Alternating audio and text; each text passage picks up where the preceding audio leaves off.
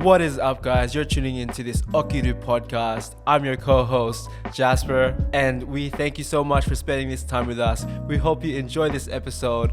Make sure to follow us on our socials at Okiru on Instagram, Okiru on Facebook, Okiru on YouTube, and also Okiru on major platforms such as Spotify and Apple Music. Thank you so much for spending this time with us. We hope you enjoy. Okay. Chef Fhred, what have you got for us today? So today we're going to have food. That's it. Oh, no shit! No shit, exactly.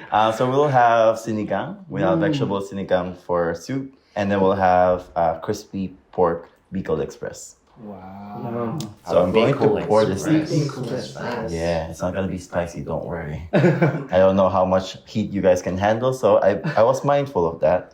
Until now.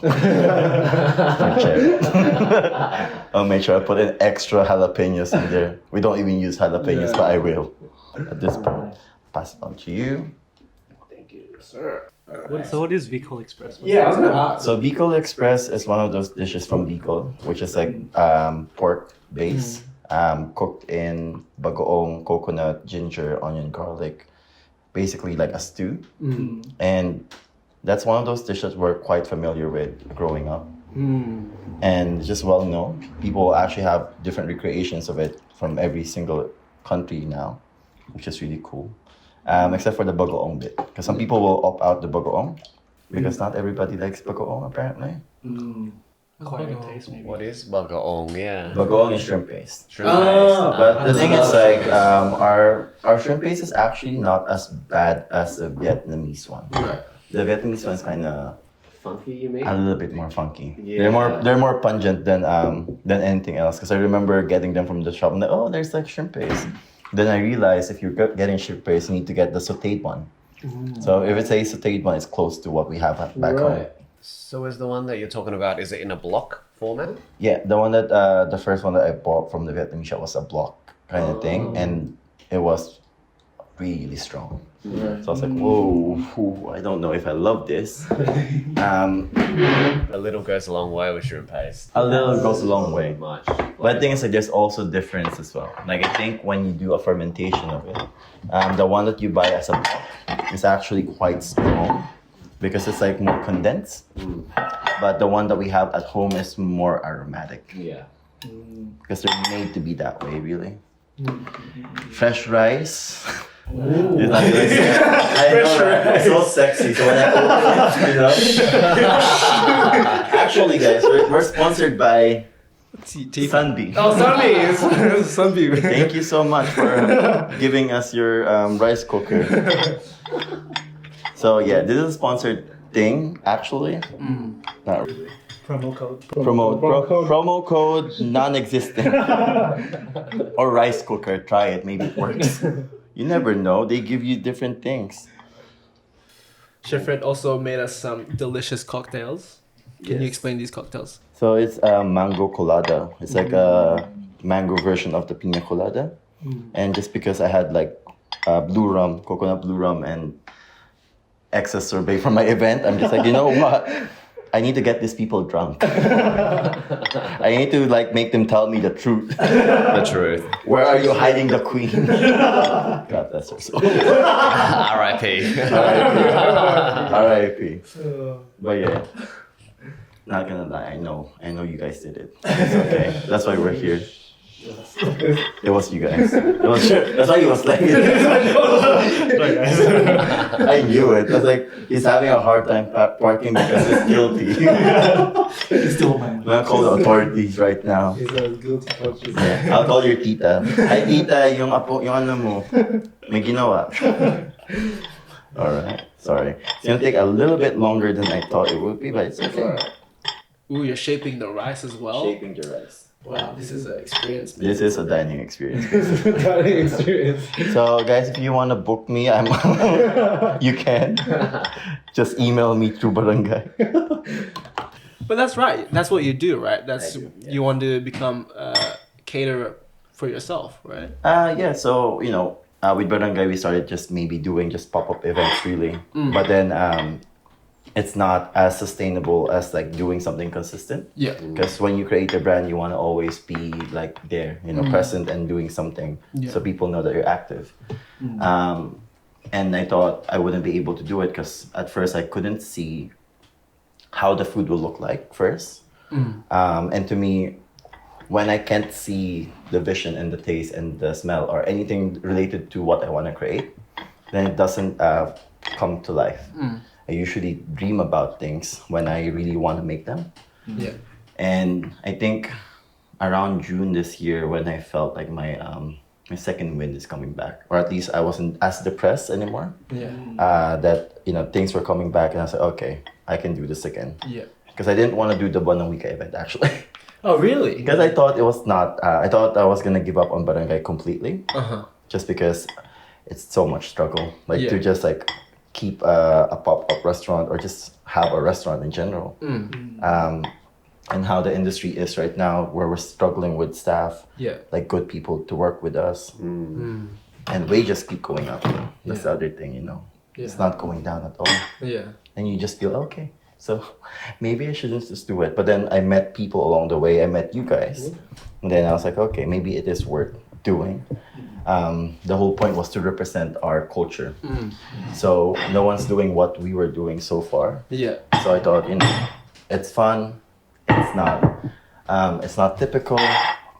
And at some point we can create a storyline for us that Yeah. makes sense, for our generation. And I'm not from here, which is another thing. I do miss home, and that's the reason why I wanted to do Filipino stuff. Yeah. Because at the end of the day, everything comes back to our home place. The food, the environment comes to how we grew up. Yes. And that's how, you want to create something. Yeah. So people can feel connected, like Exactly. Wi-Fi. That's right. Food does bring people together, It does. Yes. Yeah. right? And sitting around this table here, we're all connected through the shared experience of this Right. meal. I'm so excited. So excited. It has poison everywhere. This will be our last podcast. So basically, I planned Last it. supper. I just want to be the last guest. I'm picky. I want to be the only one. Lord. But yeah, like I think that's beautiful that you said that, right? Like throughout your journey, you connected to some incredible people, and we're grateful that we are part of to be connected with you. And we just met you at Mercado. And We did. It just all just started with a conversation, right? You saw our board. You and Elliot were just there, standing there, and I was like, I approached you guys, and I was like, hey, like, what do you guys think of this board and stuff like that? And we just got into a conversation, Yeah. And it led to one. Like And- basically, the drinks will happen. One Exactly. drink will lead to another, and then everyone's drunk. That's what it is. That's what it is. But I think like there was a beautiful part of that conversation where you're talking about how you want to bring that Filipino culture into Melbourne, Australia overall. And you've been doing that with your Buwan ng Wika events. And for you to say just before like you were gonna give up on this, I was like, wow, you're Yeah. really gonna give up on that? But you didn't. You No. decide to overcome the struggle and continue to do it. And I think we think that's incredible because that's why we're here, because we love to hear those stories where people Want to give up before they actually did. No, No. through the struggle. push through the struggle. Push through the struggle. Yeah. There's beauty in that. And that's why they say if it's something you're passionate about, it's not going to be easy. It's going to be yes. 10,000 steps ahead of you. And when you're reaching the 10,000 step, it will add on 20,000 more. Yeah. So you'll never end until you feel like you've done something or an impact to someone. Yeah. And that's, I think, very important at this point. Yeah. So yeah, I'm making food. How did it all start? How did your love of food, and especially Filipino food, come to be? One, I'm Filipino. Yeah, no, So that's an additional thing. I love Filipino food, but also it was because of my mom. Everything starts with a parent really for me. So my mom is a chef prior being just like a house mom basically, and I used to help her a lot in the kitchen, and to me it was like, okay, this is fun. It's like a hobby. And I grew up just joining competitions at school because we have one nutrition month, which is around June, July, and you have this cooking competition, and I would use my mom's recipe books to like recreate some of the dishes that were there so that we could win. Because I'm competitive. Let's just do it. And I thought it was like a fun thing because like growing up, I know that I was a little bit more creative than I thought I would be, and I wanted to be a doctor. I mean, the usual like wanting to be the stereotypical like wants of your parents: a doctor, a lawyer. But I really did want to become one. So I was like exploring that side of things, but realizing that maybe it's not for me. It's a lot of reasons. One, I can't be a lawyer because I'm way too nice apparently, except for the part I'm poisoning you on camera. And I can't be a doctor because I was scared of blood. It's not helpful if you're scared of those things. Right. So I'm just like, okay, so I can't really do any of these things. And I was waiting for a time where I would feel connected to something. And because in high school in the Philippines, you would do these tours. In colleges where you want to like maybe study. So I went to this school. My mom used to go there when she was a bit younger. That's where she studied her being a chef really. And it was brand new. They had like a brand new building, brand new training kitchen and stuff. So we had our first dining experience there too because there's a bistro that does like 4 courses or like an actual restaurant, and it's run by the students. Wow. So they're run by the students. They're getting trained to actually work in the restaurant. So it's an open restaurant too, so everyone can walk in and then just have a meal. So we were having the tour, and at some point we went to the training kitchen, and then there was like a demonstration going on, and then that's when things were like shining. I don't know what it was, just like really weird, like interstellar effect. At a moment, you're just like, oh shit, this is actually something that I probably would want. And from then on, I told my mom, I want to study here. I just want to be a chef, I think. I want to cook. And I was really trying to be different from my mom because my mom is very good with savory cooking. And then I ended up just, maybe pursuing pastry because I thought that is something that my mom is not good at. I might as well do something that she's not good at. It's a rebellious phase, really. It's like being one. I don't want to do what you're doing, mom. I want my own identity. But so I did do some pastry work. That was the first 3 years of my professional career here in Melbourne. And ever since I just thought this is cool and just creating stuff. As I said, whenever I create anything, I need to dream about it. And I could taste it. I could literally like feel how it is going to look like. And anytime I feel that way, it comes to life. And it's always an additional thing as well. So I'm just gonna hand it over to you guys. Wow. Pass this on. Is beautiful. Pass it on. No worries. I was gonna do a different style of plating for this one, but I didn't have the actual mold. So Wow. You're right. all right. Beautiful. I don't know about you guys, but experiencing Filipino food like this is unknown to me because when you experience Filipino food, it's always like in bulk, right? Like it's with the family, and it's just get your own bowl and like serve yourself. And we're presented it in like I don't know what would you call this? Next level. Like a restaurant experience, right? It is a restaurant experience. So I wanted you guys to come to my household basically to also like understand the aesthetic that I want to go to, or like how I want Filipino food to be represented here. At the same time as well, because it's fun. I have nothing else to do on a Sunday. That's a lie. I need to recover on a Sunday. But we have to do this and just like make food. And I thought I love Bicol Express and I love Sinigang. And because I need it for drinking too much. So let's just make it that. And now we're drinking again. Cheers, guys. Cheers. Cheers. Yeah, are you alive? Are you okay? Do you want me to make you another cocktail? I'm actually good for now, but I'm excited to dig in. This pork belly is like, look at that. It's calling to me. Calling to you. Oh wow! Look at that sound. Go for it.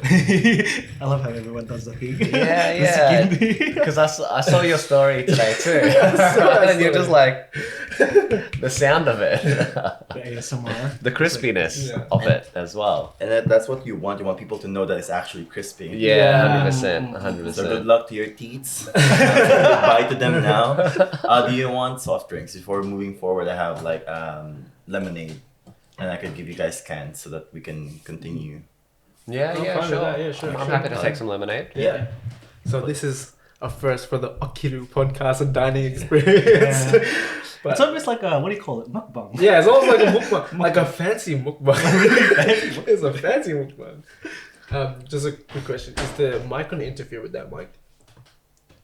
Oh no, I think you turned He's it recording off. on his phone. Oh, okay. No, because like if any mics as well, Hello. it might create interference. Oh. Yeah. Does that create interference? The other mic? You want me to remove Oh no, I think it should be fine. Should be fine. I can remove it. Nah, We don't need it But, anyways. yeah. Okay. Yeah. Just from I was here just on a now. bit. I was just like, That's okay.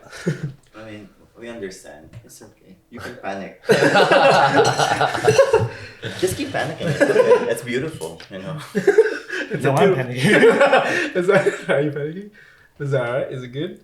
Yeah. We're good. Alright, we're good. We're Yeah, good. we're alive. Don't worry. Your ears are not bursting. So this is sinigang soup, yeah? And it's like a sour It's soup. a sour soup, Right. so it's like using tamarind as your base for the That's broth base, filling. yeah. And there's a lot of variation to it. So if I were you, if you wanna do it, just like, Wow. and like this one's just like the typical one that I grew up with. Mm. I didn't use like sinigang mix for this one. Just wanna let you guys know. Oh. I used tamarind paste for this one. Right. It's so full of flavor. The soup, it's incredible. It is. Because it's made with love and also a lot of MSG. No, it doesn't have MSG. It doesn't have MSG. But I hear MSG is there's a chef that I follow on Instagram, Twader Bay, and she has a campaign saying that MSG is not necessarily a bad thing. No, it's not. The thing is, like, it's because of how the Americans created the propaganda that MSG is horrible, just to like make the Chinese people look bad. And it's basically a racist attack to everything. Anyways, Really? it's the same way where everything.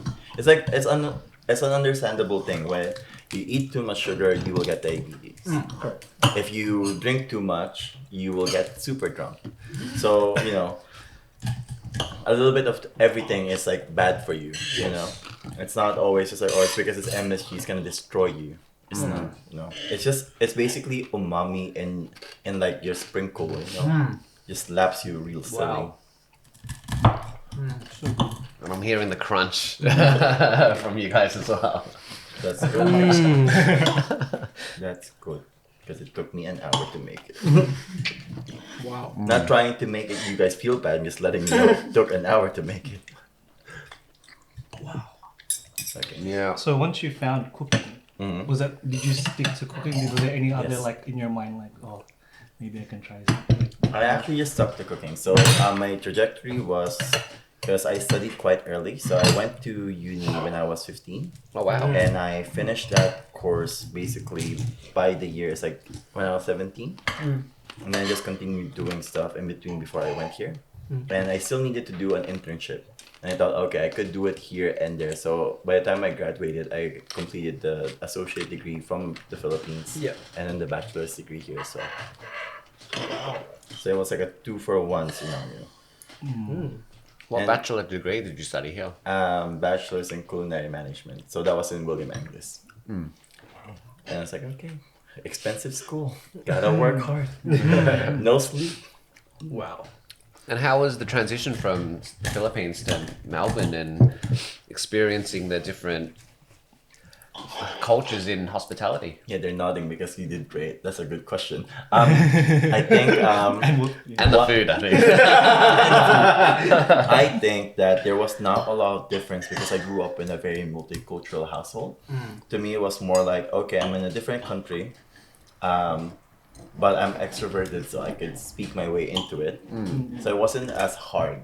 I think for the first 3 months, it was exciting. I was like, oh, I'm in a different country, independence, you know. But then when reality hits already and you're starting to become an actual adult where you're paying all of your bills, you're trying to pay for this tuition fee, and then you're actually experiencing things that are not normal because you come home in the Philippines and you're surrounded with love, you know, you're surrounded with family. No matter how, even if you're just fighting, it's just a good interaction because you're still like, okay, that's my sibling. It's okay. I feel alive. Early in the morning, your mom will yell, "Gising na," and then she'll call us all in order, and you say, okay, cool. So mom, we don't want to wake up yet. But here you have to do everything on your own. You have to wake yourself up. You have to do your things, laundry, whatever. But it wasn't that I didn't know how to do them. It's more like it's very different. You know, and the feeling of there's no actual security for you because like there's a difference of like having security back home than having security here. Here we're secured if we have a job, we have a good household, we got good partners, good friends. But back home has that strong connection to our family, and that creates a shield that makes you feel lighter on the inside because you know that no matter what, someone will get you. And sometimes when you're here, it's not always the case. You find your chosen family, and that's where you feel like, okay, maybe I'm a little bit protected. But that's not also a very good security because some people move on and they go to different places, you know. But family is always where it's at. I think for us Filipinos, that's a very big effect on like how we grow up and how we interact with people. So now you know my family is very loud.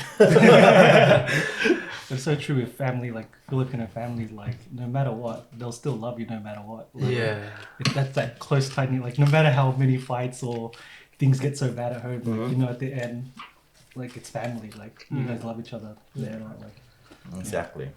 It's your blood. That's why. Blood.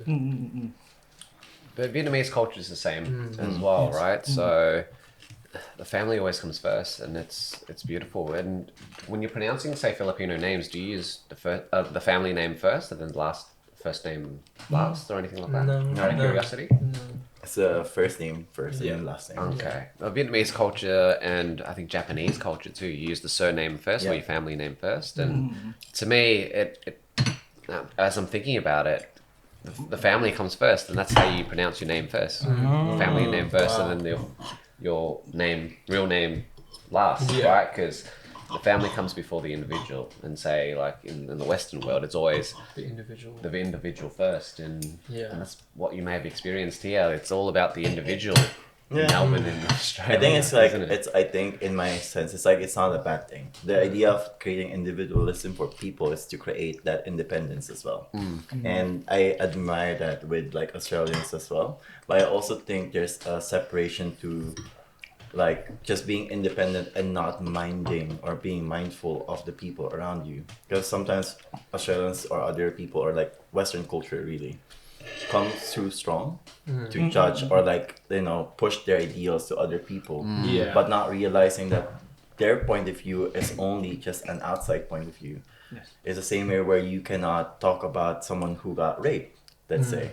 You can't talk about their scenario or like when they get pregnant. You have no right to speak for them. It's the same way for us. No one has a right to speak for our culture except for us. And speak for us as well as people individually. So I think that's my take on it. Intense. Guys, I'm losing my English. Can you get me more? Oh God, so intense this podcast. But I think it's good to have. It's beautiful that we're having this conversation over like dinner, right? Like sometimes these are where you have these intimate conversations where sometimes they can get so deep and like critical, like as these conversations are, but they're necessary, right? And I think it's not a bad thing. It's more that if you open up a conversation, it has a lot of heat to it. It's how you tackle it. Yes. And respect the topic itself or the person itself, so that you don't create that kind of hatred from other people. Because people always tend to listen to something and then hold on to one word that you said, and they will say, you said this, but not entirely, you know, see the full context, the full details. So to me, that's how it is. You just need to like listen to the entire thing, please. Thank you. You can remove the part where I poisoned them. But first of all, can we just say how fucking delicious this is? No, it's so good. It's so good. There were so many times you're looking at me. I'm like, I was like, I don't know. I was like, oh yeah. like, holy shit! Like, this is the Chef Fhred experience. Right? It's expensive. I'm joking. It's not that cheap. Send us the bill. Send you the bill. No. It's like, again, I really wanted you guys to come by and try it as well. Because some of you didn't come to my event, so I have to compensate for people who didn't come. Well, so sad, you know. And it's like, okay, it's like they just don't like me. Especially that other Filipino guy, man. Oh god, he's Filipino, and then he didn't come. Oh wait, he's also late today. Shots fired. Man down. Oh wait, you're still I'm gonna here. pass away soon. But that's why you're actually seated next to me, because they know I'm gonna Snap you with a send you blunt somewhere. The Filipino food is very homey as well, that I've experienced when I was in the Philippines. It was just food like this, right? And when we did go out, like I was in Manila with my friend and his family, went out to eat takeaway and fast food. It was just kind of odd because Were you dying on the inside? a little, because I wanted to experience like the proper cuisine, but they always took us to eat fast food. But all the proper cuisine is cooked in the home anyway. I think. It's hard. I think there's also separation with the idea of our cuisine and the culture of takeaways in the Philippines, because we took in that American culture where Yeah. we just take away a lot of food. There's a lot of fast food everywhere, And Filipino cuisine doesn't come to life until you eat it in a household, or you go to a regional area or a specific restaurant that does Filipino food. And I think it's good that we're still doing Filipino food in the Philippines, but it's also because of how we know to make it at home. And that's why some Filipino restaurants here or anywhere in the world really don't progress, because they tend to be put on I can just make it at home. And then why did you eat in that restaurant then? If you're gonna mock the person who's doing something, then it won't go anywhere. And then that's the reason why we are not able to represent further. Before they can even get to the point of getting to know Filipino food, they closed down. And COVID didn't help. So that's another thing. How was COVID for you then? And you said, look, you went through a rough patch as well, because your livelihood was taken away, your joys, your passions were taken away over 2-3 years. Yeah, it was so fun playing Animal Crossing. I tell you honestly, I needed that game. So basically, when the lockdown happened, everyone was stood down, and because people they can't pay their people apparently, which is really a bullshit excuse for companies to have an excuse to not pay their people, and I paid for my visa then, so I was doing my visa stuff, and it's so expensive. Yeah. It's really expensive. I had to prove that I'm a chef when I already have my bachelor's degree and associate degree certificates in cookery. I had all of those things, and yet I still have to pay $3,000 just to say that I actually qualify as a professional chef. So as you're going towards that requirement, because you have a lot of requirements, aside from that, you have police check, your medical, and you have a history of reference and everything. The lockdown happened, and then my employer at the time, which I won't name, because I probably cannot say their names, just didn't give us anything. So until July, I think, going towards August, that's when we opened slightly for a month. Yeah. And we just bing. 2 weeks after, we were because I made a new menu for that restaurant as well. So when I was doing the menu for 2 weeks before we opened, it's okay. But I lost all of my financial stuff, everything, all my savings. I got lucky that I had a big tax return from that year, so I was like, okay, I can survive with this one.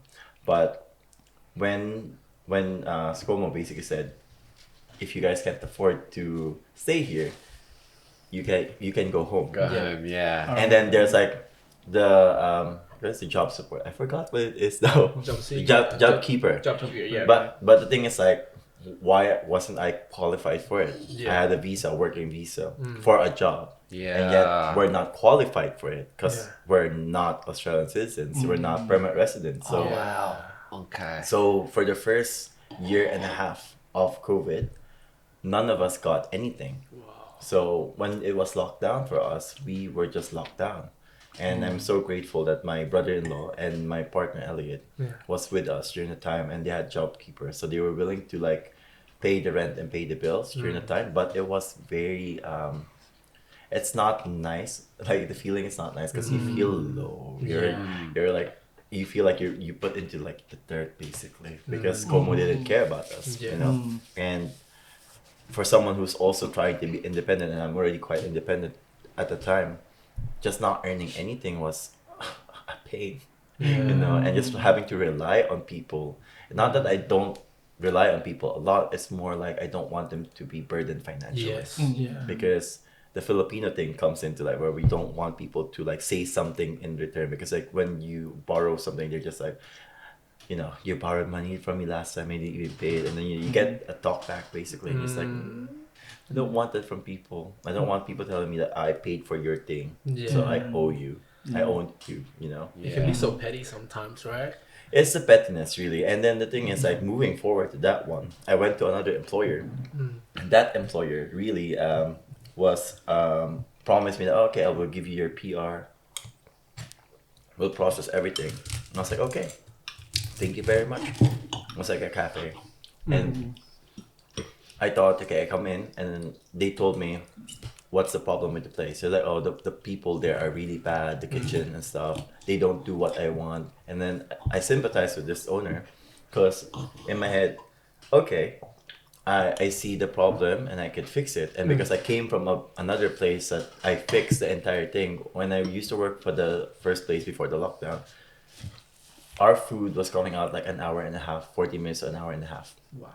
And we were doing like pizza, pasta stuff. Like, I can't say it because you'll know where it is. Oh, okay. Yeah. Whatever it is. And then I had like 2 employees at the time that were just sabotaging me. They were not doing their job. Everything was dirty. And that's not really good because like we have seafood sometimes on the menu. And then at some point, this was in like January, my sister and my brother-in-law worked for me. And then in 1 week we changed. I mean, in 2 days really, we changed the entire setup of the kitchen the way I wanted it, the way I want the service to go through. And then from then on, all the food items are coming down to like 10 to 15 minutes, or even lower, depending on how fast we were like preparing for it. Wow. Yeah.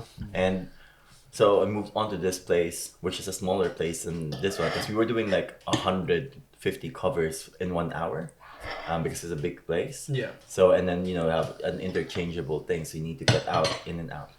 What do you mean by covers? 150 covers? Covers is like the amount of people you can handle in one go.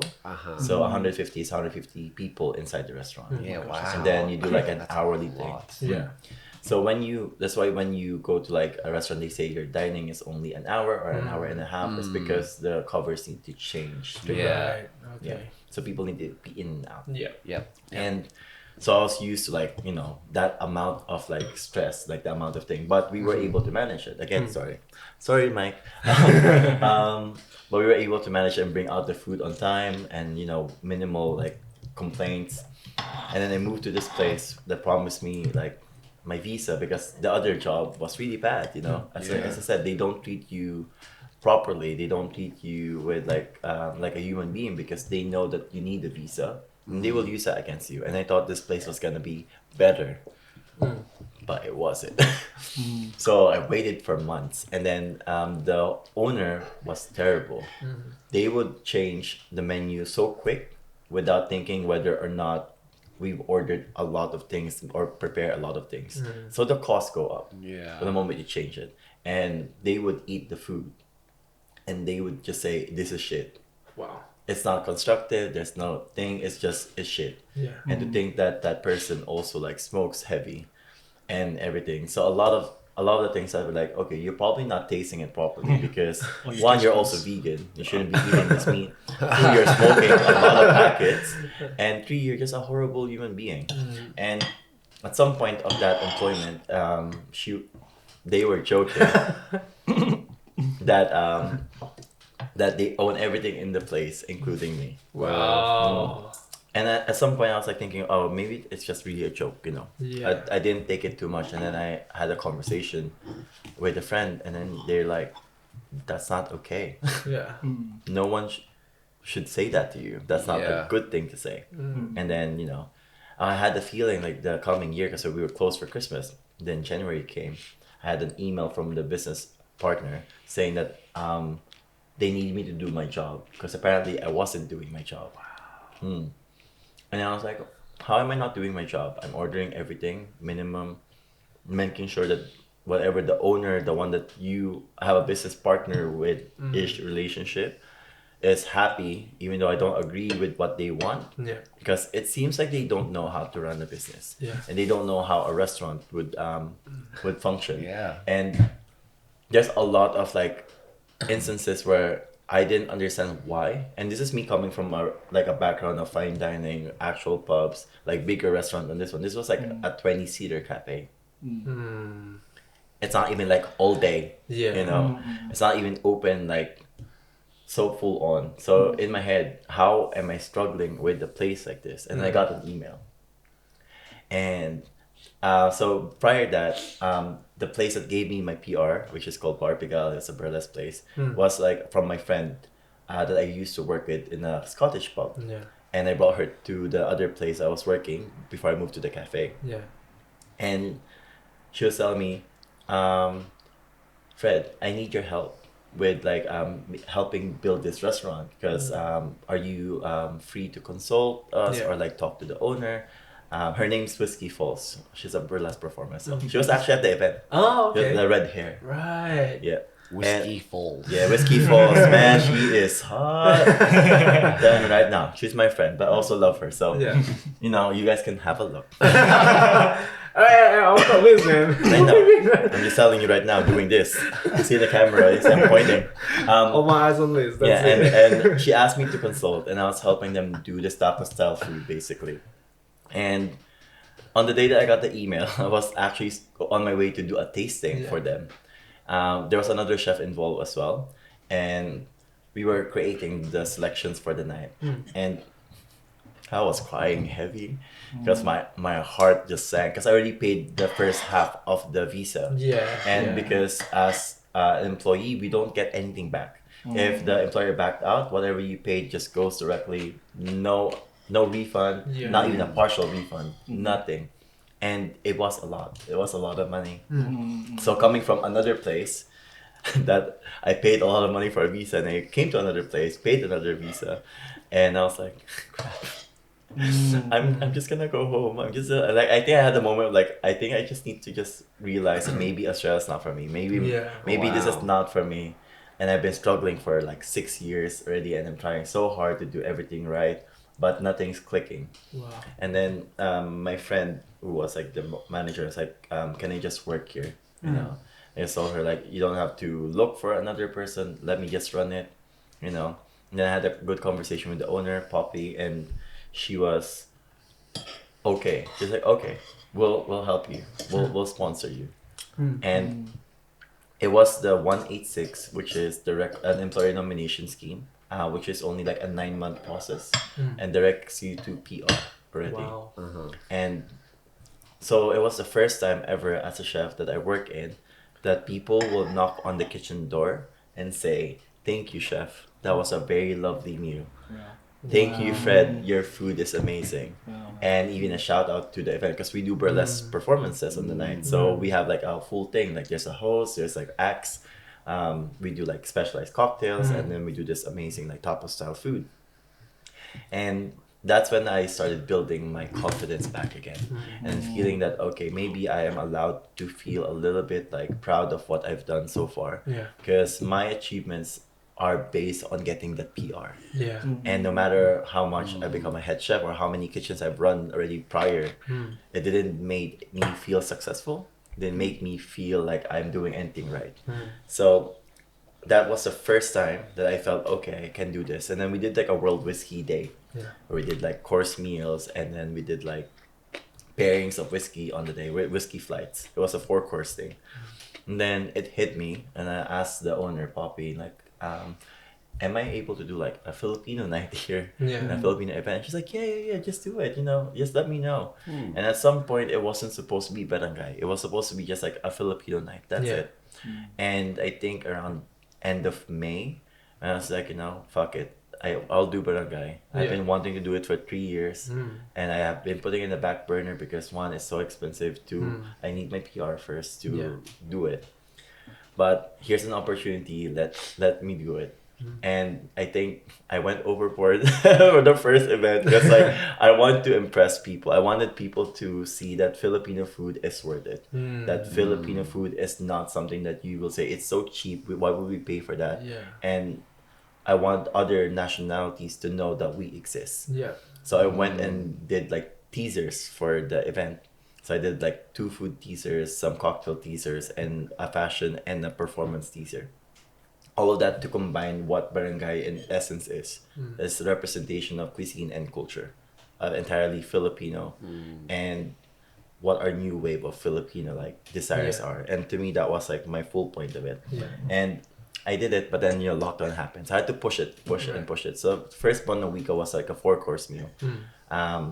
Similar cocktails actually, because I wanted to keep the cocktails because they were so fun. It's like the island, so you can travel the Philippines by just drinking the cocktails basically. And maybe in 3 drinks. Unless you want to do it all at the same time, you can with a straw. It'll be a struggle, but dang, you'll be amazing. Just like, I think I will do that as a challenge. Do all 3, I'll give you nothing. But I'll give you nothing. But I will make sure that your name will be known in the wall. The wall that doesn't exist. But so I did that, and I think when I started believing in what the brand is, things followed. We got published in the Philippine Times. We got published in the Herald Sun. We got published in the Philippines in Manila Standards, and then we got featured in CNN Philippines, and then we got into ABS-CBN as well. Wow. And that's when I realized, okay, there is something here. It's like. And it's resonating for some reason to other things. And I said, okay, let's continue doing it. And I got lucky that, that the workplace is so easy. But again, we went to a lockdown, 3 months and a half. And then I was supposed to do it again on Christmas. Yeah. But I had to cancel or postpone it because COVID. People got COVID 2 weeks before the event. And it was the time where 14 days was your required, like, isolation. I was like, okay, I have to move it to January. And January was so scary because everyone was getting COVID. It was like a time where like almost at the end of the month, the peak went really high, right?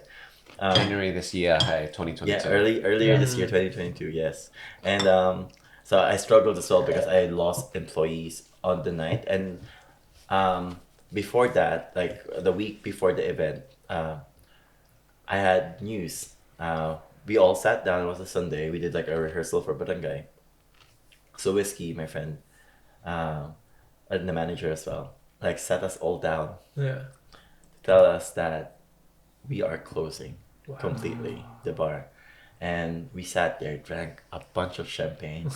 We had a lot of champagne. We were just like, you know what? And the owner was like, just drink whatever you guys want. Yeah. And it was hard because like she didn't want to play with our futures, which is, understandable. With the current market, we don't know whether or not we're gonna be busy all the time or we can't play that game because like at the end of the day, she's already doing her dance studio upstairs. The restaurant is also like in that space, and the dance studio supporting the restaurant is not helpful. So she had to make this decision. So we were at that point where we're just like, crap, and we were just thinking of like, how will my visa be as well? Because like I was just waiting to do like the medical thing, but COVID kept happening, so I had to keep like moving it. But I think if I got the medical earlier on, I would have gotten the PR straight away. Yeah. But I had to wait for this time, and it happened really fast. And as the time goes by, until February, the week that we were 2 weeks before we were supposed to close, I got my PR. Wow. I got like that confirmation from the agent saying, you are staying forever.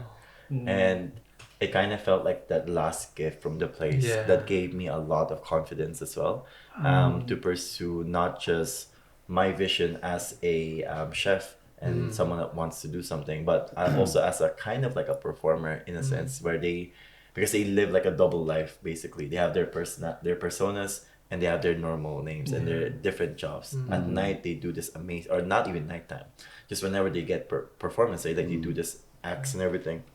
And that inspired me to do something similar. And think like, okay, I am a brand. I need to think of myself as one, and hopefully people see that. And it's not because I want to like, I'm a chef, I know everything. It's more like, I think it gives you a voice to, again, give your opinions on certain matters. Like for me now, I'm just learning that I might be able to move forward with this trajectory to be able to speak for Filipino cuisine and help other Filipino businesses that wants to do the same, and then encourage them on how to do it better, or at least like make sure that we're all uplifting one another. Because like there's also that thing where organizations are built here, but they don't really uplift one another. And it becomes like just their own thing, and we don't do that a lot for other businesses, and that's really bad. And you know, definitely, those things are, I think, I want to work towards too. Definitely, and I agree with you. Like that game of having your own business is like, can be like a dog eat world where everyone it's everyone's own game, right? Like in it for themselves. And I guess that's why we're kind of here today, is because we see it differently. We want to uplift people. We want to let people, you know, go for their dreams, right? But what? That's how we got connected to you, because I'll from the conversation we had. Guys, I'm professional. But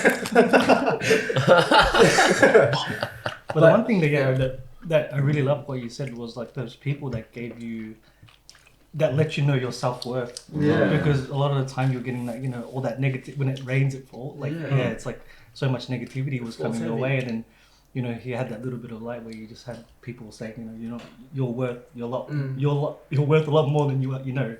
And then you built that confidence up. And this industry is, I think, in every single industry is toxic in their own ways. But the idea of this chef kind of thing is like, you know, how they portray it in television, like Gordon Ramsay. Those people actually exist in the industry.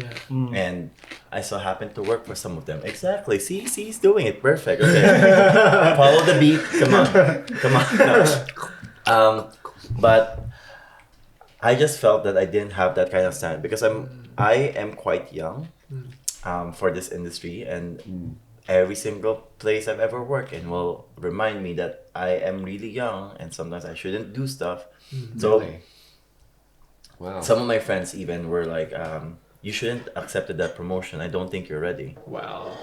You shouldn't do these things, because it's not like, you're not presenting yourself properly. Wow. I used to do like private chefing as well, cooking for people at home, and some of my friends would say, you're not an actual chef if you do that. That's not a proper restaurant. That's fucking terrible. Yes, and the thing is, like, again, being just 21 at the time, I was just like at some point I had the confidence to do it. But in the back end of my mind, I'm always just like, maybe I am not good enough for this. Maybe I am not the best I thought I would be. But then every time I do it, people would just say, that was amazing. You know, but I couldn't take it. Again, it was because it's linked to the PR thing. I have to get the PR first. And it really fed on that, not seeing that self-worth, not seeing your achievements, no matter how like massive the achievements are, really. And you know, this place, the Bar Pical, just like gave me that extra kick that I needed. And being surrounded with people that actually cared and loved me, not just as a chef, but as a person, and respected me enough to believe in my ideals for the food, the way I want it done, the way I want to run my kitchen, you know. And that trust was like enough for me to like, okay, I just want to do this. And you know, now I'm here talking about it with you guys, and I did the event the second time, and you were there. That was beautiful of it. And like, thank you for sharing your story, because like Mm. I was feeling all that pain, man. Like I felt quite emotional, like hearing all the stuff that you went through, and then to overcome it, and then to be recognized by the Philippines, the very country that you want to bring more awareness to in Australia. How did that feel, man? I actually didn't know how to take it. First, it's like because I'm not in the Philippines. Yeah. One, I didn't know how to feel about it. Yeah. I was like, okay, I am published in the Philippines. I am recognized in the Philippines. For those things alone, I mean, it's not like a white thing. It's not if I go to the Philippines like, Chef Fhred, can I get your Of autograph? course. No, it's not gonna be like that. But it's more like, just knowing that I am actually making an impact on something, Yeah. and that's I want to keep going and stuff. As I said, I almost wanted to give up. Yeah. I think the pressure was building, and I need something stable, because as I was going by, I wasn't working a lot, so I wasn't earning a lot, so I was not like gaining that I was not being like sustainable to myself and my finances, and it was like a lot of hit and miss for me, and I had to sacrifice that to like get to this point again. And it's hard when you're in that hole, like creatively speaking, it's not easy because everything is just like a daze. When things are okay for me, it just flows. But it was hard. It took me 6 months. Yeah. 6 months to even just like do Barangay and post about Barangay again, Yeah. and it hurts because like it reminds me of like the place where it all started, and it's close. The Yeah. people I used to work with are not working. I'm not working with them anymore, Mm. because like when we all work, it doesn't feel like we're working. Yes. It feels like we're all just hanging out doing our jobs, but when it's game time, we're all very You're on. professional and respectful. That's the other thing that I really loved about it. It's like you'll see chefs like yelling on the service, right? Like those kinds of scenarios. But Yeah. on our end, we're just like, okay, something's wrong. What do you need? What do we need to change? In the kitchen, if someone makes a mistake as well, one of my chefs will be like, Chef, I'm sorry, I messed up on this one. I'll just say, it's okay. Let's get this one here. Drop it now. Give me minutes. Let's push. Who else needs help, basically? That's how we function as people in that place. So we help each other out to a point that we just want solutions. Yes. If you make a mistake, Yeah. I will not reprimand you too much. Yeah. I mean, I won't really. It's more like I will remind you, okay, so next time, just try to be mindful of that. Don't overexert yourself. If you need help, yell. Yes. We're here to support you. I can get out of the past and assist you, and then I can like switch with anyone else. Yeah. We came to a point that everyone was so trained that I could interchange with anyone in the kitchen, and we would support one another, and we would just be Amazing. able to bring out food. Yeah. And we're just like, okay, I'm switching to the fryer. Someone from the fryer will go to the pass. One will go to the cold section. One will go to the grill. Yeah. And if someone is not there present and they did something, like something's on the grill, let's say the chicken wings that we were cooking, and then at some point it's like a sixth sense now. I think we have an automatic timer in our bodies, Yeah. but we do put timers in the kitchen, Yeah. just to be like, just in case we were doing multiple things, and then one will do it and be like, okay, ready, or like someone will prepare the plate ready, ready to go, and that's the kind of relationship that I had with that place. It was so good, and I wish it wasn't closed, Yeah. but I wish I was still working there. Where did you learn that style of taking care of the kitchen? Like, you have that care as well. Of Because- other people, mindfulness. I think it came from not wanting to be how my chefs are. Because all of my chefs not all of them are nice, and they didn't care about your well-being. They didn't understand the idea of like you yelling at me for 30 minutes is not productive, nor is it helping me find the solution. When someone's already at the point of like they know they made a mistake, they're in like a frantic state of mind. Yeah. So how can you calm a person who's stressed about it, right? You don't yell at them. You don't tell them that they're shit. You don't tell them that what you're doing is horrible. You don't tell the people that are working there you have no passion for this industry. You should just like quit, And that is something that I never wanted to be. I said to myself, if I'm gonna have a opportunity to like run my own kitchen, I will run it the way I want it to be run, and I won't be like the typical chef that not happy, not smiling, not doing anything crazy. I'm very opposite, and I think most people will tell me like you are a crazy person, but also at the same time you're just like you're too happy to be a chef, and it's like there's a lot of times people would think I'm not the head chef. Right. Because I'm just like doing that in the kitchen. I would sing, I would play like very like fun music in the kitchen. I'll just see me doing weird things, you know. I'm way too polite sometimes. And they're just like, wait a minute, you're the one running this. I'm like, yes. I'm the one that emailed you actually. Welcome to my kitchen. So please give me the invoice. Thank you very much. You can go on your merry way. Thank you. And the thing is, like, when you create that kind of effect as well, you touch people in many levels, and Absolutely.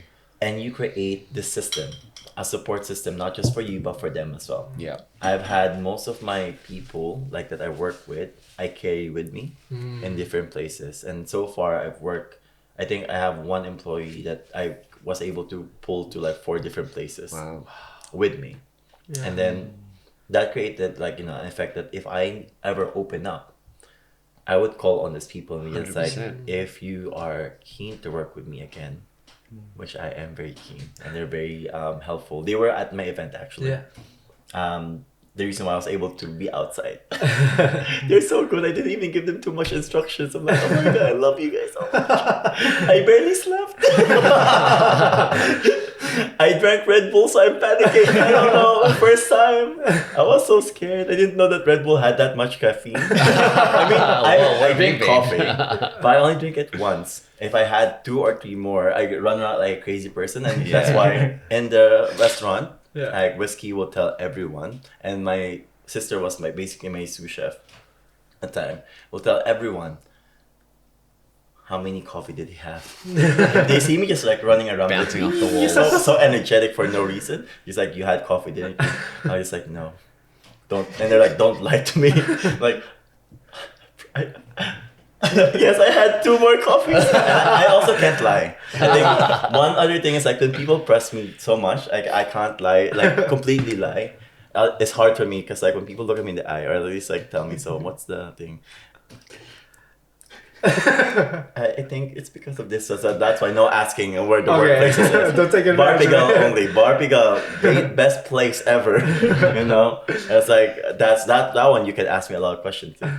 But it's that kind of relationship that I created that I was able to string them along and make them feel comfortable. That's one other thing. Like I remember thinking, I had workplaces where like you're not allowed to use your phone. You're not allowed to do this. You're not allowed to play these things. Yeah. And then you limit their capabilities to feel like connected to your kitchen, and they will not care about it because you're being like a hard ass on them. So when you care more about your people, they will care for you and the things that you do. The work, And then it just becomes like this synergy of like everyone working in the kitchen is happy. And everyone is like, you know, coming to a point where we're just like closing down nicely. We're all helping out. I will wash. I'll make them like, you know, scrub everything. I'm just like, okay, I'll go down to the washing pit. I'll do the dishes, whatever. And you know, I don't have to do that.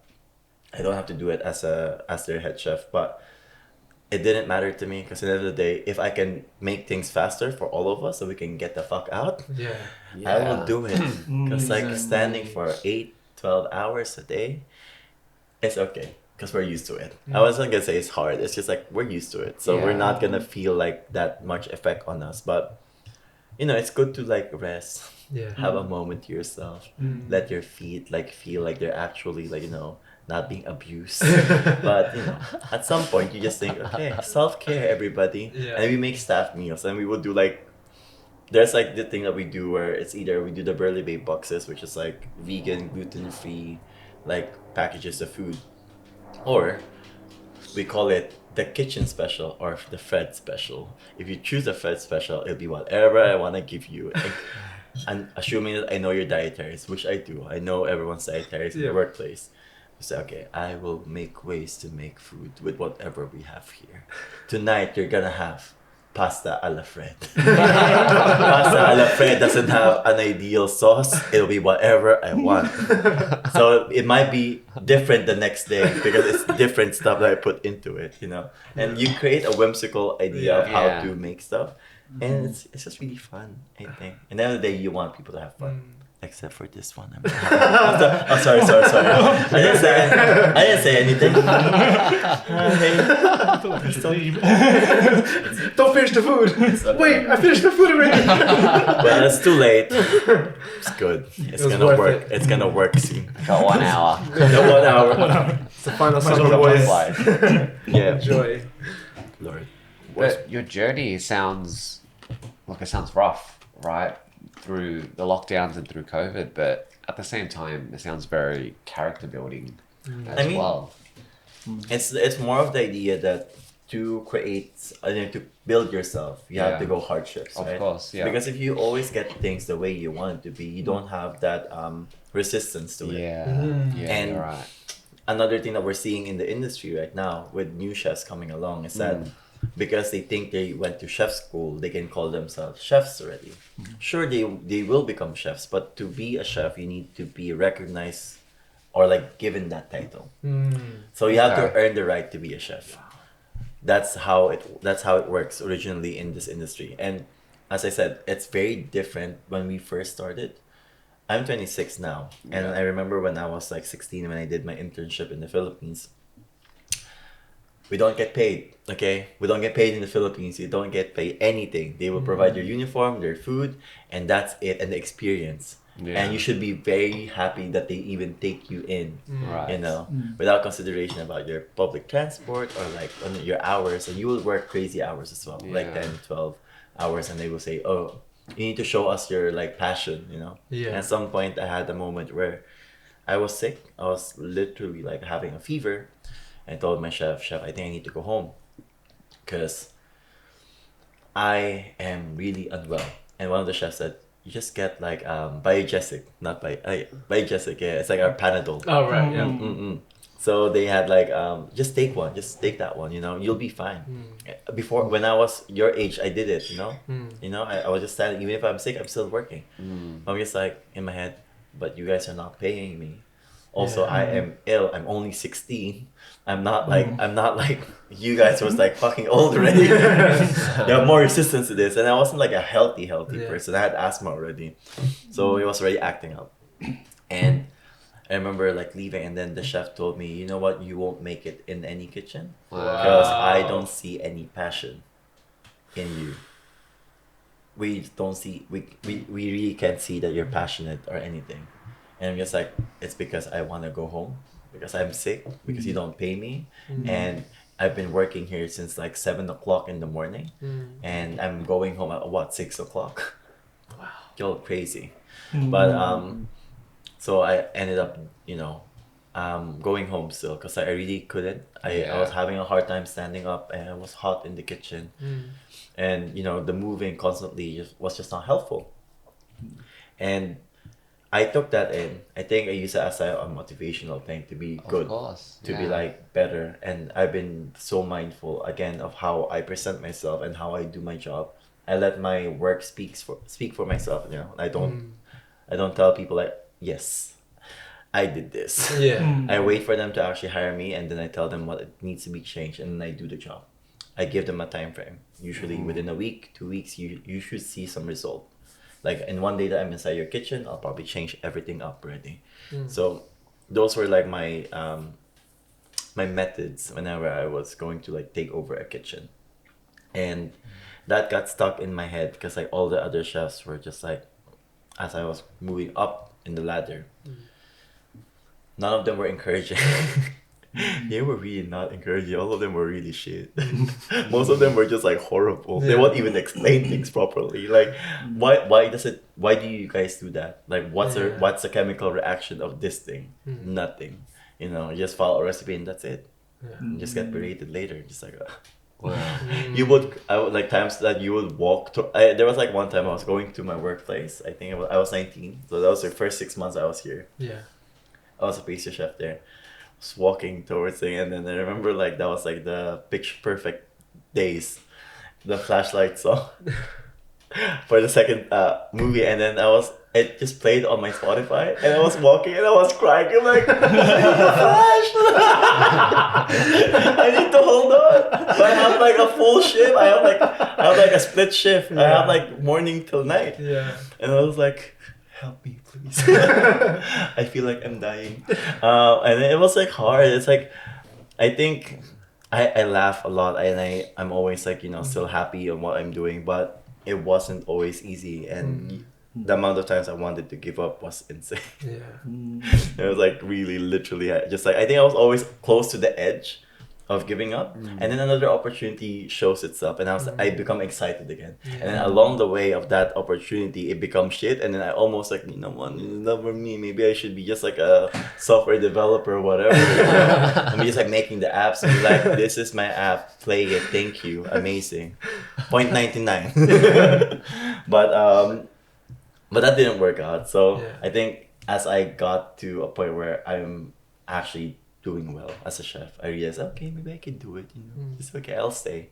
And I had people. I think it's the people that made me stay even further. Like being able to bring your team, being able to meet people along the way, and building that relationship that lasts long. Yeah. Because again, we don't have family here.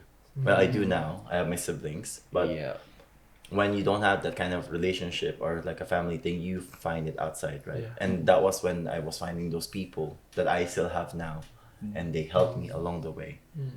Whiskey, I love you.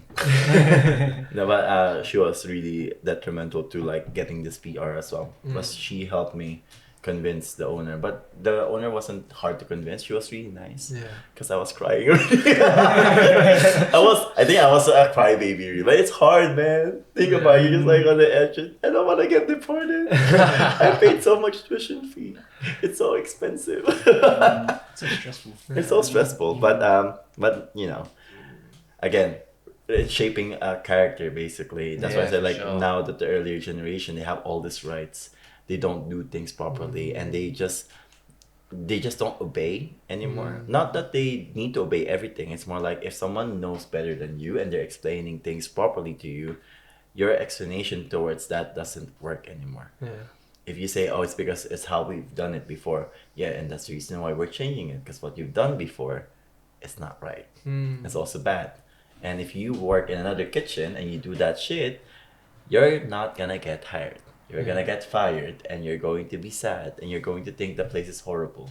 So when someone's putting you in the right direction, listen and understand that some of us are just watching out for you guys. Yeah. Because at the end of the day, no one will do that.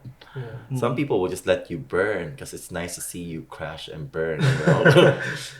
Sorry, that went dark. That's all right. And before our conversation today, you said that, look, just because you like cooking doesn't mean that you do well in cooking school or to become a chef, right? And what I'm hearing from you now is being a chef is not just cooking, but it's owning the entire kitchen operation, from ordering to preparing and to put staff at their stations and to really assemble a service line. Yes, but I think it's also a level of responsibility. I was a head chef, and therefore those are within my responsibilities and things that I'm capable of. Yeah. To be a chef really is to understand that when you're creating food, you're telling a story. You're not just recreating someone else's recipe.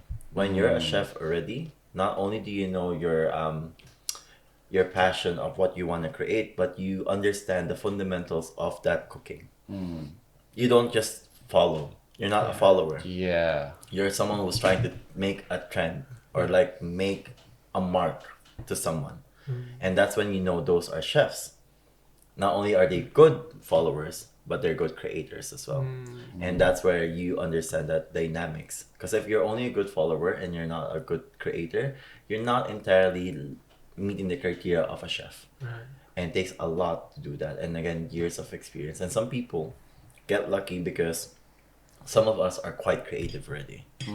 And when you're creative already, you could see things and apply it.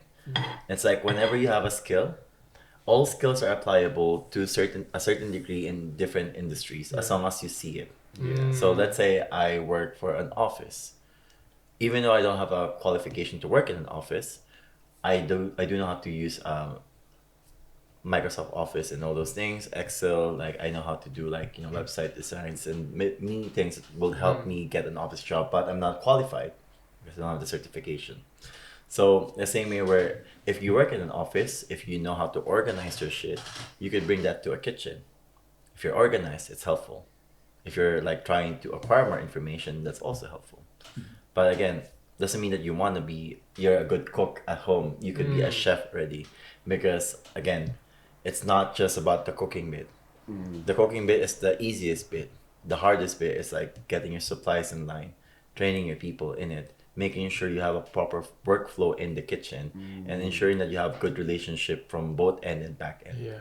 Because those are the reason why a restaurant function. If no one is able to do that, then it collapses. I like how I'm doing like this. It's like, "Tumutok na pala sayang ang pera ko, pambili ng lobo."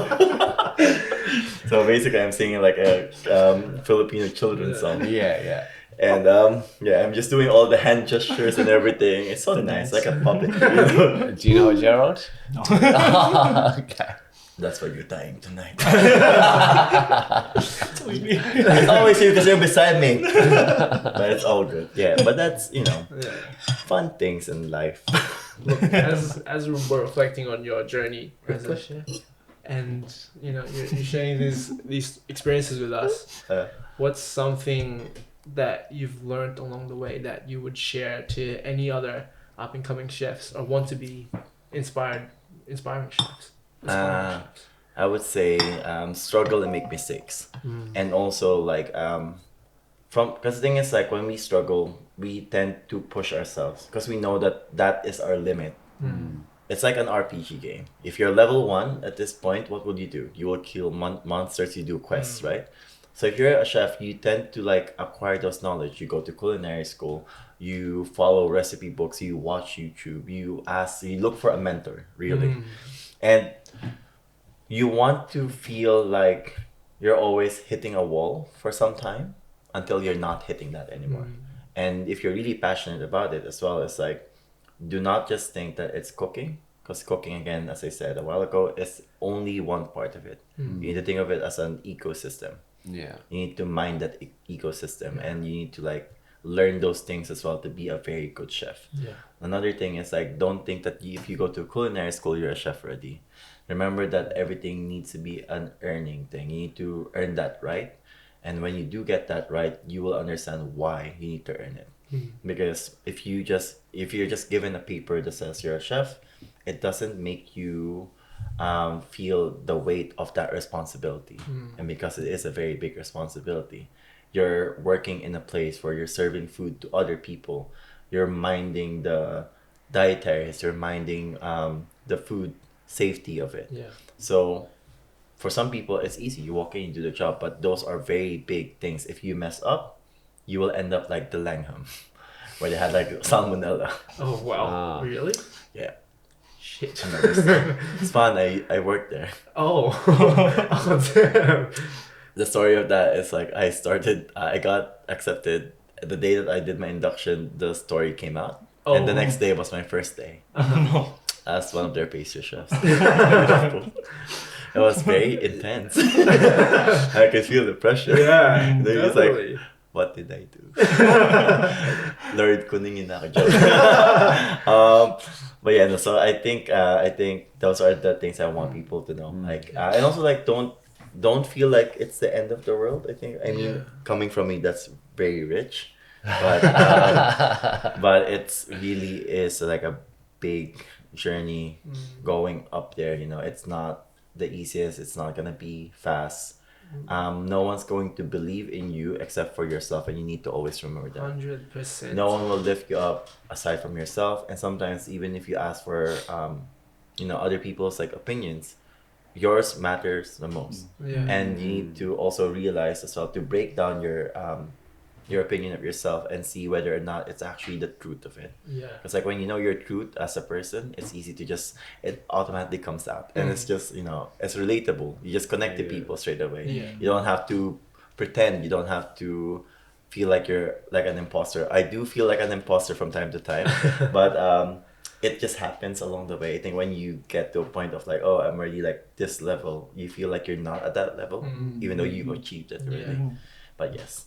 So masarap ang pagkain. Thank you. It's very delicious. But yeah. So what's next for Barangay? So Barangay right now, we are doing some catering here and there now. I'm happy that we're actually having clients and hopefully builds more. Yeah. And we want to focus on the idea that what Filipino food is and like how we can present it to other people and how we can make your dining experience like worth it. Yeah. Again, it's the part where it's worth it. And we want to create more events that has significance to our culture that will create like that effect of like, oh God, I'm home, or at least welcome home. Yeah. You know, and then also like welcome to other people. Like this is us. We're not gonna say sorry for what our culture is. We're not gonna whitewash our food. We're not gonna turn down the volume or our loud mouths because we think it's too much.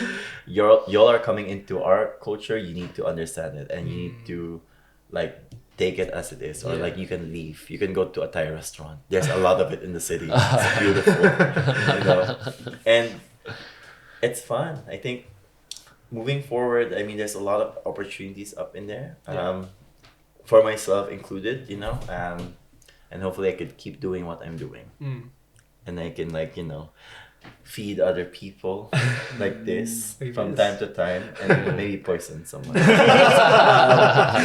But you know, I'm really holding on to that poison bit. It's beautiful. So from end to finish, I'm consistent at least. You know? Now you know. As a guest to your podcast, I'm very consistent. That's what we want, consistency. As long as it's consistent, that's all that matters. Consistent. So guys, good luck to you. Thank you. You only have till midnight. Well, so we're mindful of time. Like, what the hell? It's already almost 9. We're just on time, actually. Yeah. Is there any other questions you want to ask Chef Fhred? I think the journey it's inspiring to hear, right? Like you've had so many chances to give up, but you just keep on pushing through, and there's a tenacity and I guess relentlessness in that as well. But from what I'm hearing, it's the people that you've met along the way that has reminded you. So I think it's a lesson to hold your good people, your community close, right? Because they help push you through the bad times. They do, and there's a song for that. I forgot, but I know that's like a song that's related to like to the good times and the bad times. That's what friends are for. And good times, I'll be there. See, I think I figured out their thing. We have a song, so remember, put it in the back. As we're ending this, as we're doing the ending, we're just adding it to that one, you know. So I can really see the reels of this podcast will be just like us either laughing or being overly serious, and also all the bits where I say poison. And then, Poison. yeah, and also just like, you know what, just put it. We're playing a drinking game for the first time in Okiru. Like here, anything with poison, take a shot. Just do it. I mean, poison. Poison 10,000. So you're not just drunk, but the people who listen to this song will get drunk. Good luck to them. I pray for their life. It won't exist. one whole bottle, we're done. Yeah, one bottle, we're done. And it's like, you know what? If you have wine, you're even worse. It has more to fill. Lord. Okay. We're having way too much fun.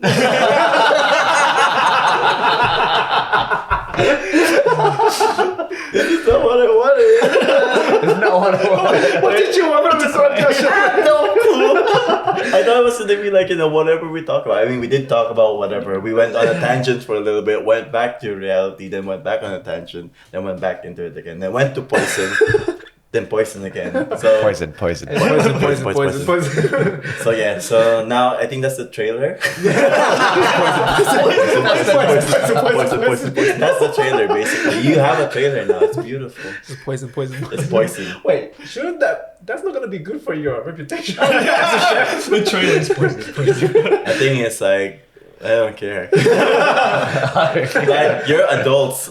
You should know better. That's true. Take responsibility. You take responsibility. Don't let your kids listen to this one. We say fucking shit in this one. Come on. But I mean, if you do, then as long as you tell them what's it about, you know? Yeah, true. You know, progressive parental stuff, you know. You don't want to keep your kids in a cage. They will just say it behind your back and they say, my fucking parents hate me. They're all shit. You don't want them saying that. They can say it in front of you. Exactly. You're fucking shit. Right? But also like, you know, get them a beating. In a Filipino household, it's not gonna work. I don't think beatings are acceptable. I don't think it's acceptable anymore. And remember, guys, the chancla is real. That thing is like a homing device.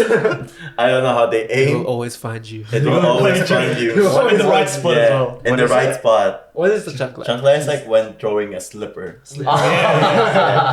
Yeah, so in the Philippines we do the same, and it's the same as well with I think Latino countries. Yeah, when they yeah, do chancla.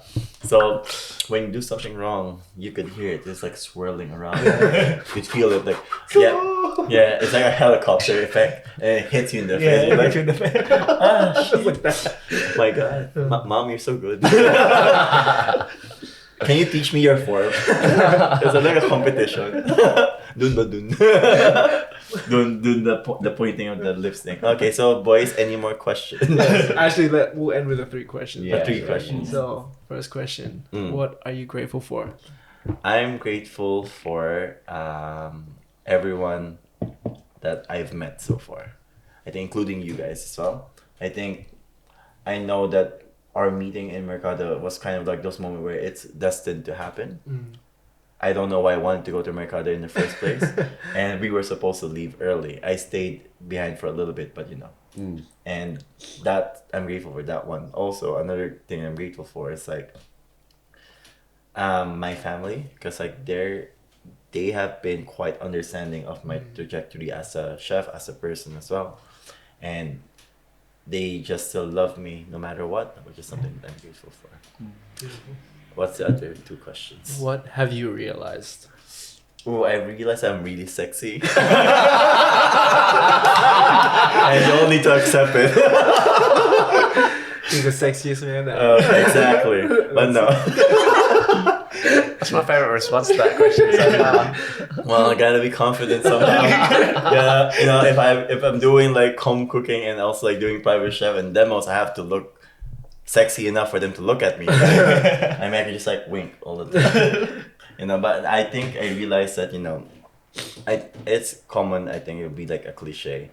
Hardships are not always bad.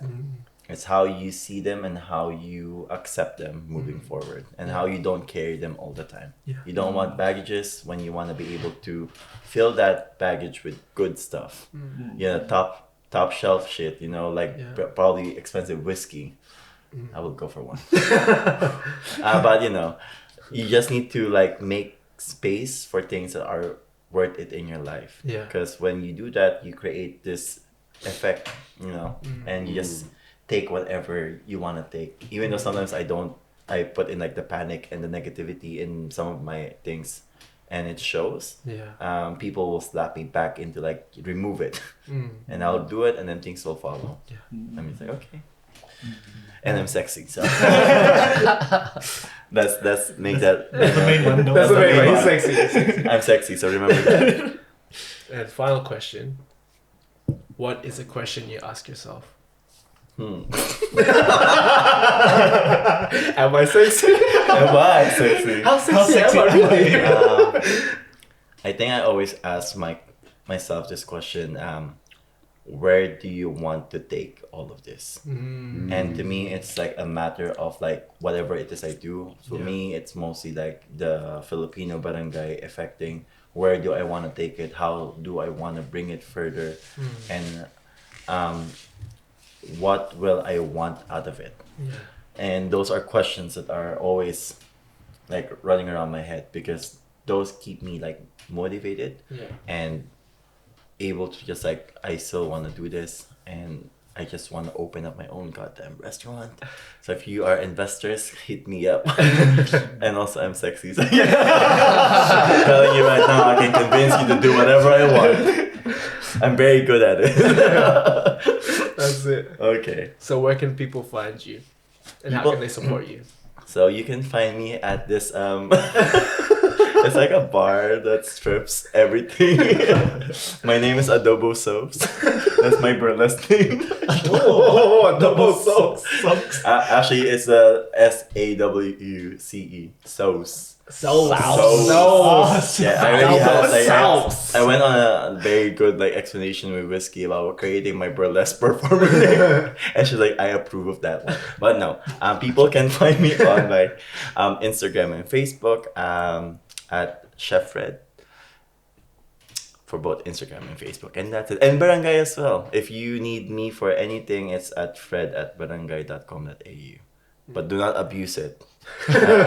Telling you right now, if you're telling me nonsense, I will not respond to you. I will respond, but it won't be productive for you. And it will poison you. And it will poison you. I'll send you an email being like, if you open this email right now, you're gonna get poisoned, bitch. I'm telling you, don't mess with me. I have no time in the world except for today, because it was planned. Okay, it was booked in advance. So we're gonna book the poisoning in advance. There we go.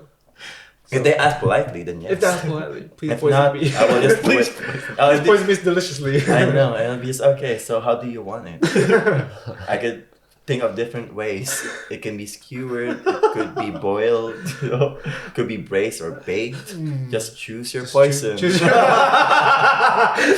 Exactly. So the poison thing is not an actual poison, it's just a method of cooking. See? Now we're changing the industry. Bang. Sexy stuff. Sexy stuff. And we're gonna be Sexy Britney Chef Spears soon. Lord help us, okay? Lord help us. Okay. Well, thank you, Chef Fhred, for Thank you. this beautiful dinner. That's Thank so you. absolutely delicious. Mm. And thank you for your time tonight on this Sunday evening. Thank you for having me. And I hope you guys enjoyed. I do talk a lot, but I We know love that it. you guys were listening, I think. You guys can let me know in the comment down. Well, you gotta give them something, Yeah, right? that's true, that's If they're not interacting with our socials, there's no point. That's Liking it is not enough. Comment down below. I need your comments. Tell me I'm sexy. Telling me sexy, guys. Exactly. Or if you just pay me $12, I'm happy. Just pay me $12. Yeah. So my BMIT is PayPal my PayPal is. I'm joking. Well, thank Alright. you. Thank you so much. We hope you found value in this podcast. Always stay safe. Take care and always get up. Peace. Okiru.